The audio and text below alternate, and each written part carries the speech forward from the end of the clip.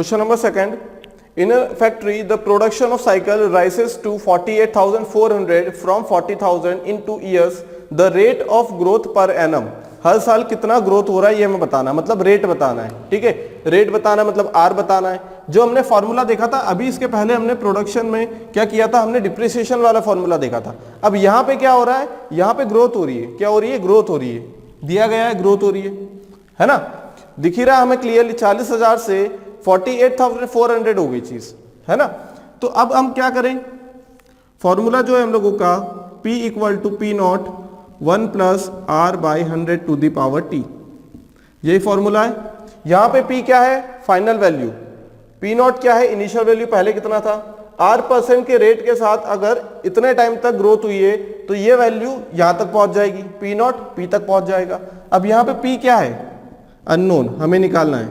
P क्या है, यहाँ पे 48,000 दिया हुआ है, हमें निकालना क्या है, ग्रोथ निकालनी, क्या निकालनी है, ग्रोथ कितनी हो रही है, मतलब रेट निकालना है, क्या निकालना है, रेट।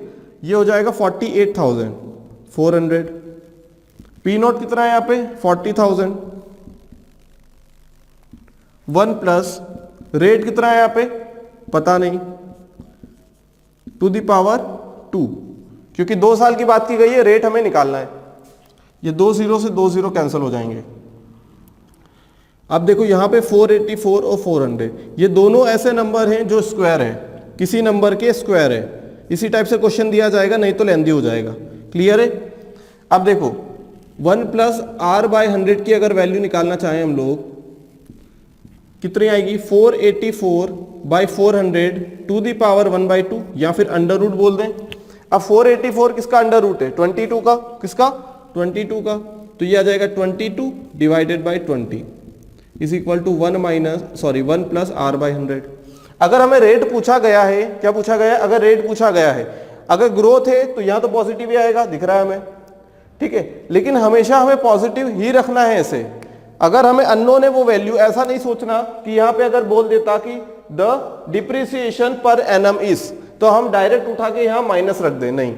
अगर हमें उस चीज की वैल्यू अननोन है तो वो अपने आप आंसर निकलने के बाद अपने आप साइन आ जाएगा उस चीज में। जैसे यहाँ पे R है, रेट है, अब पॉजिटिव था तो कोई दिक्कत वाली बात नहीं है, लेकिन अगर डिप्रिसिएशन हो जाता तो ऐसा नहीं कि यहाँ पे हमें -R रखना होता है, ठीक है। फॉर्मूला हमेशा हमारा पॉजिटिव में रहेगा, जो चीज अननोन रहेगी उसका साइन अपने आप आ जाएगा आंसर में।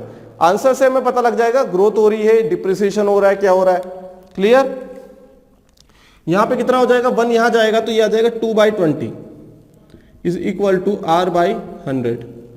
ये हो जाएगा कैंसिल 5 टाइम्स, तो ये आ जाएगा R इक्वल टू 10। ये परसेंटेज में है, ठीक है, R इक्वल टू 10%।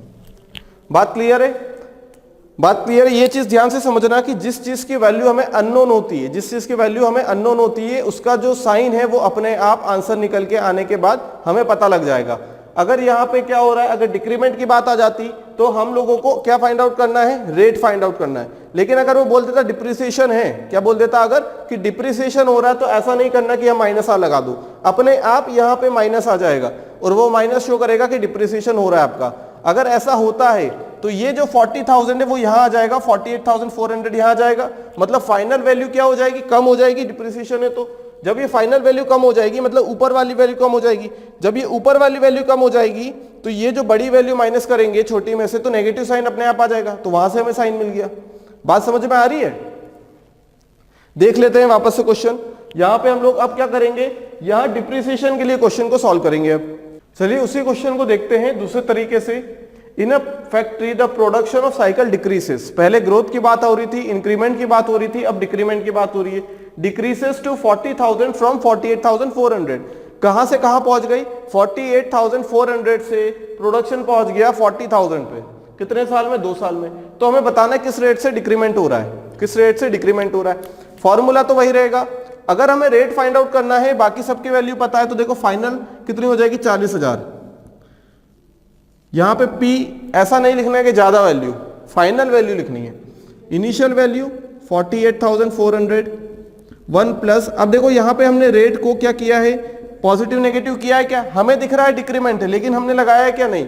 अगर हमें रेट की वैल्यू दी गई होती तब हम नेगेटिव साइन लगाते, लेकिन अभी एक्चुअल में हमें रेट पता ही नहीं है तो हम लोग नेगेटिव नहीं लगा सकते। ये हो जाएगा 2 कैंसल, 400 का अंडर रूट डिवाइडेड बाई 484 का अंडर रूट, ठीक है। कितना आ जाएगा ये 1 प्लस आर बाई 100, ये आ जाएगा 20 बाई 22 और ये -1 यहाँ आ जाएगा इक्वल टू आर बाई 100। कितना हो जाएगा ये हो जाएगा 10 बाई 11, ये हो जाएगा -100 यहाँ मल्टीप्लाई होगा बाई 11। माइनस क्या शो कर रहा है, माइनस हमें ये शो कर रहा है कि डिक्रीमेंट हो रहा है। देखो अपने आप माइनस आ गया, इसका मतलब डिक्रीमेंट हो रहा है, हमें लगाने की जरूरत नहीं है। अगर हमें ये पता होता है कि इंक्रीमेंट हो रहा है, डिक्रीमेंट हो रहा है, डिप्रिसिएशन हो रहा है, और अगर हमें रेट की वैल्यू क्वेश्चन में गिवन होती, क्वेश्चन में अगर रेट की वैल्यू गिवन होती तो हम लोग साइन का यूज करते, बाकायदा हम लोग साइन का यूज करते। लेकिन वो चीज हमारे लिए अननोन है, हमें ये पता है, क्वेश्चन को देख के पता लग रहा है कि डिक्रीमेंट हो रहा है, रेट नेगेटिव आएगा। कोई बात नहीं, हमारा आंसर जब निकलेगा तो हमारे आप क्या हो जाएगा, अपने आप आंसर निकल के आएगा यहां से। अब ये कितना हो जाएगा, देखो नेगेटिव मतलब डिक्रीमेंट हो रहा है, 11 9 1/11%, ये परसेंटेज है, ये परसेंटेज है, कितना आ जाएगा 9 1/11। बात समझ में आ गई। सिर्फ यहाँ पे ये ध्यान रखना है कि ये फाइनल रिजल्ट, ये पहले वाला रिजल्ट, और अगर आर की वैल्यू अननोन है, भले ही पता लग रहा है हमें कि इंक्रीमेंट हो रहा है, डिक्रीमेंट हो रहा है, फिर भी हम यूज नहीं करेंगे। यूज कब करेंगे साइन चेंज करने का, जब हमारे पास एक्चुअल में रेट की वैल्यू क्वेश्चन में गिवन हो तब। क्लियर है। Question number 3, the value of a machine is ₹6,250.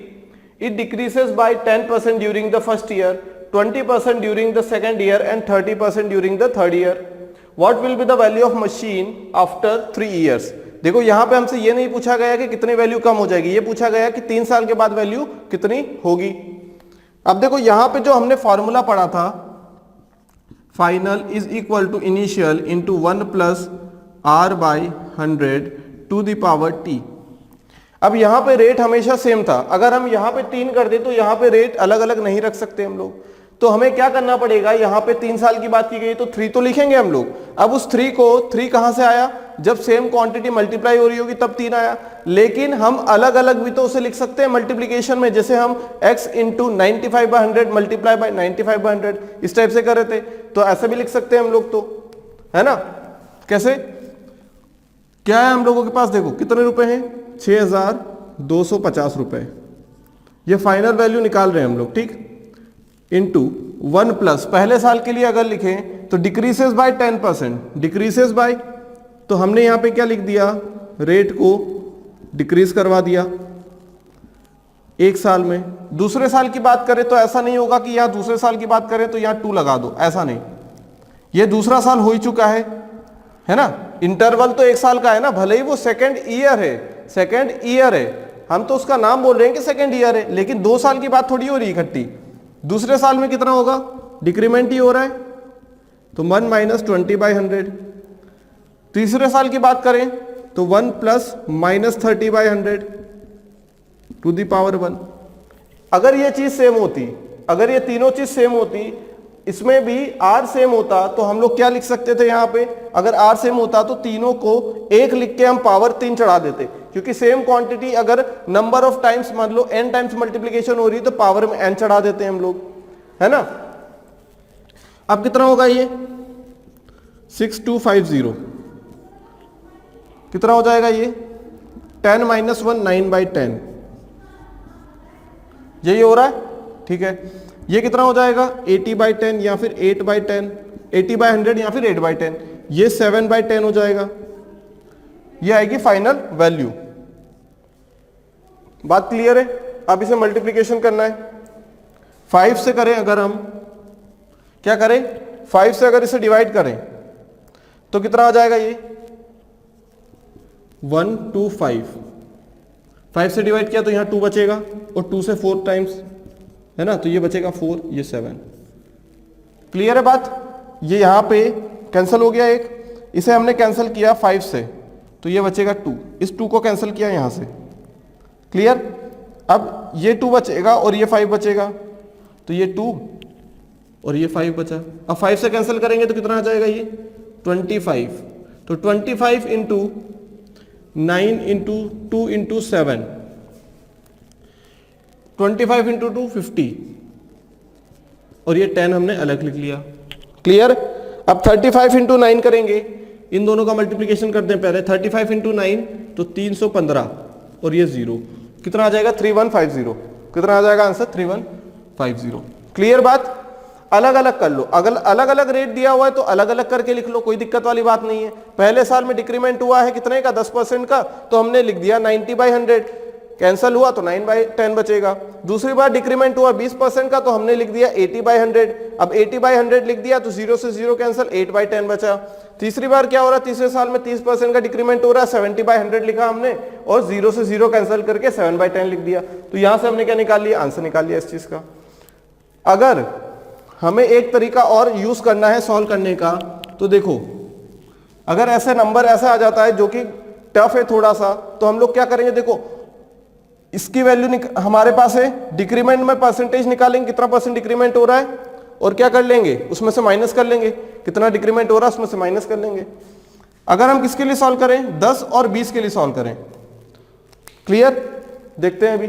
अब देखते हैं दोस्तों इसी क्वेश्चन को दूसरे तरीके से करके। देखो यहां पे सक्सेसिव डिक्रीमेंट हो रहा है, एक के बाद एक डिक्रीमेंट लगते जा रहा है। पहले 10% का डिक्रीमेंट हुआ पहले साल में, दूसरे साल में 20% का, और तीसरे साल में 30% का। ठीक, हम अगर एक काम करें कि इन दोनों को एक नेट डिक्रीमेंट बना ले, दोनों साल का एक मिला के, तो उसका जो रिजल्ट आएगा उसको 30 के साथ डिक्रीमेंट के साथ ले लेंगे हम लोग। तो फॉर्मूले में अगर दोनों को यूज कर ले हम लोग, जो इसका रिजल्ट आएगा वो और जो 30 है वो, तो जो नेट आएगा हमारे पास वो तीनों साल का आ जाएगा डिक्रीमेंट। डिक्रीमेंट की बात हो रही है तो -10 -20, ये 10 × 20 डिवाइडेड बाय 100%, -30 + 2 कितना हो जाएगा, तो -28%। अब ये जो -28% आया है, इसका किसके साथ ले लें हम, 30% के साथ ले लेंगे, कितना आ जाएगा ये -28। डिक्रीमेंट तो हो रहा है, ऐसा नहीं कि माइनस का माइनस कर दो तो पॉजिटिव बना दो इसको, नहीं, डिक्रीमेंट है मतलब नेगेटिव रखना है यहाँ पे, सिंपल सी बात है। -30 और ये माइनस माइनस प्लस हो जाएगा, तो ये प्लस ये 100%, कितना हो जाएगा ये -58 + 84/10%। 58 - 8.4 ये आ जाएगा -49.6%। माइनस को हटा दे तो हम लोग टोटली कुल मिला के क्या बोल सकते हैं कि 49.6% डिक्रीमेंट हो रहा है कुल मिला के। कुल मिला के कितना डिक्रीमेंट हो रहा है, 49.6% डिक्रीमेंट, मतलब इतनी वैल्यू कम हो रही है। तो बच कितनी रही है, बच कितनी रही है, 100% - 49.6%, मतलब ये जो 50.4% है इतनी हो रही है, बिकम्स लिख सकते हैं हम लोग, इतनी हो रही है वैल्यू। ठीक है, इतनी कम हो रही है। अगर वो हमसे पूछता कितनी कम हो रही है तो ये परसेंटेज निकाल लेते, अगर वो हमसे पूछ रहा है कि कितनी हो रही है तो ये निकाल लेंगे हम लोग।